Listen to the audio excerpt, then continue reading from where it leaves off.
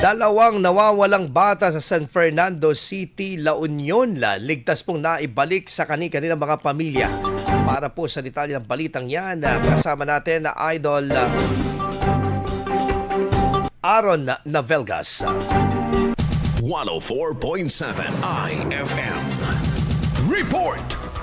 Ligtas na naibalik sa kanilang pamilya ang dalawang batang iniulat na nawawala sa San Fernando City, La Union matapos silang matagpuan ng pulisya at maihatid sa kanilang mga magulang. Rumisponde ang San Fernando Police Station matapos iulat ng isang concerned citizen ang dalawang menor de edad na natagpuan sa baybayin ng barangay Pagdalagan. Ang magkapatid na may edad na 10 at 12 ay agad na dinala sa Pagdalagan Police Community Precinct para sa kanilang kaligtasan.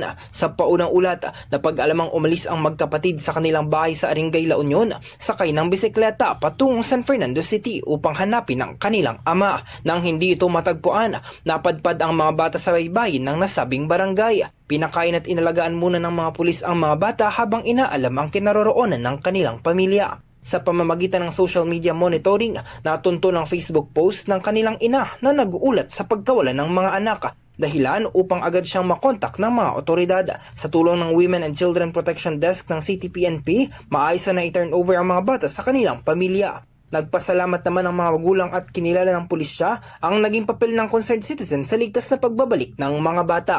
Kasama mo sa IFM News Tagupan, Idol Aaron Navelgas, Tatak IFM. IFM News. IFM News. IFM News.